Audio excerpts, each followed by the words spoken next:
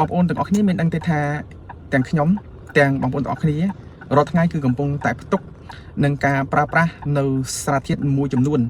នៃផ្លាស្ទិកទាំងអស់គ្នាដោយមិនដឹងខ្លួនហើយសារធាតុទាំងអស់ហ្នឹងគឺវានឹងឲ្យផលយើងឬក៏វានឹងធ្វើឲ្យយើងប្រឈមនឹងការកើតជំងឺ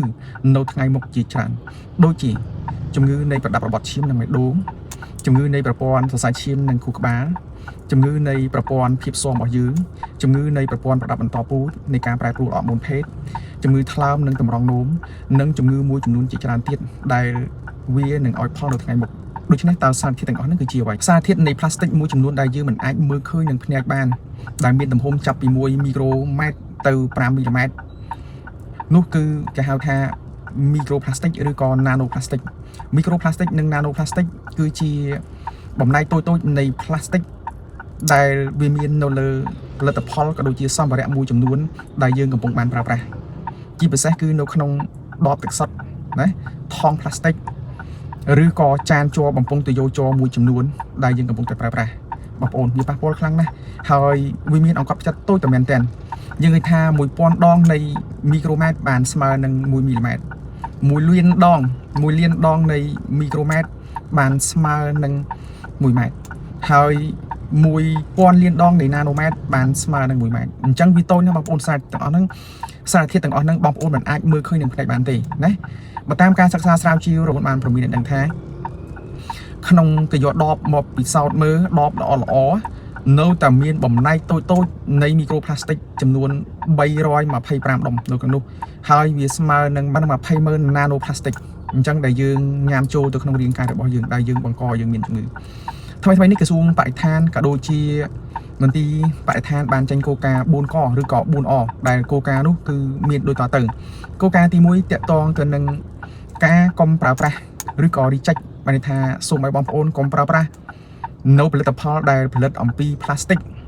និយាយស្ដាប់ឲ្យស្ដាប់ពីជ័រដូចជាកែវជ័រចានស្នោទុយោបំពង់បឺតនិយាយឲ្យស្ដាប់គឺផលិតផលទាំងឡាយណាដែលផលិតអំពីជ័រណាអញ្ចឹងបងប្អូនកុំប្រើធ្វើការជៀសវាងទាំងអស់គ្នាដោយបន្តិចម្ដងទៅណាព្រោះវាបង្កគ្រោះថ្នាក់ឲ្យយើងច្រើនណាស់ហើយគោលការណ៍ទី2គេហៅថាការកាត់បន្ថយឬក៏ reduce គឺមានន័យថាធ្លាប់តែយើងញ៉ាំទឹកសុទ្ធយើងកាត់បន្ថយមកការប្រើប្រាស់នៅទឹកចម្រោះការប្រើប្រាស់នៅថង់បរិស្ថានឬក៏កន្ត្រកបរិស្ថានឡើងវិញណាហើយថង់បរិស្ថានគឺជាថង់មួយដែលផលិតអំពីរុក្ខជាតិឬក៏ថង់កណាត់ឬក៏កន្ត្រកស្មុកអីជាដើមយើងប្រើយើងកាត់បន្ថយនៃការប្រើប្រាស់នោះណាចំនួនថង់ផ្លាស្ទិកហើយគោលការណ៍ទី3តាក់ទងទៅនឹងការប្រើឡើងវិញគេហៅថា reuse ណាការប្រើឡើងវិញមាន2ជម្រើសទី1បើសិនជាបងប្អូនធ្លាប់ប្រើផ្លាស្ទិកដែលបានមកហើយលាងសម្អាតវាទុកប្រើថ្ងៃក្រោយទៀតជៀសវាងបងប្អូនទិញ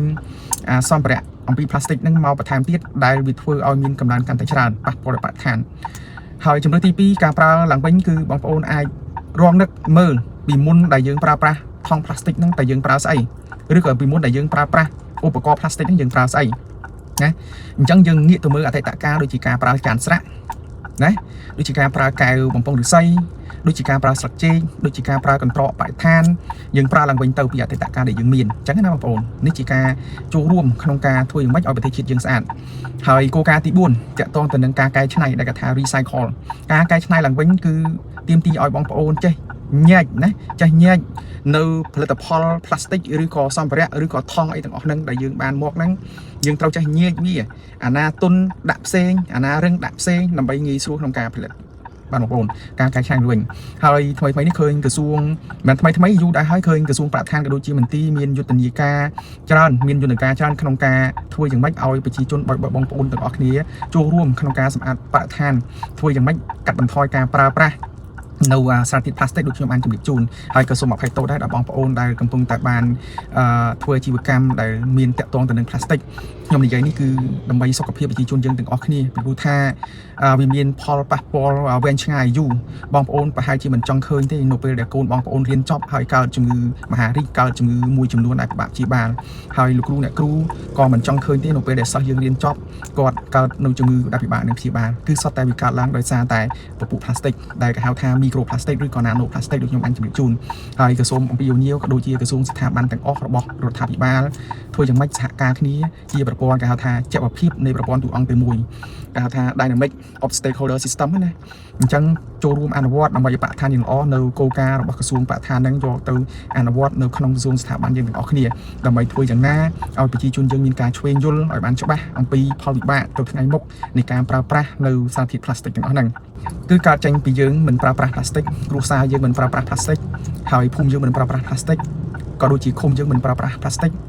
ក៏ដូចជាស្រុកខេត្តនិងប្រទេសយើងទាំងមូលមិនប្រើប្រាស់ plastic ធ្វើឲ្យបរិស្ថានប្រទេសយើងស្អាតទាំងអស់គ្នាដើម្បីកូនចៅអនាគតរបស់យើងពីព្រោះថា plastic នេះធ្វើឲ្យប៉ះពាល់ដល់សុខភាពយើងផងវាធ្វើឲ្យប៉ះពាល់ដល់បរិស្ថានផងវាធ្វើឲ្យប៉ះពាល់ដល់ជីវៈចម្រុះនៅក្នុងប្រព័ន្ធ ecology នៅក្នុងបរិស្ថានផងដែរបាទសូមអរគុណ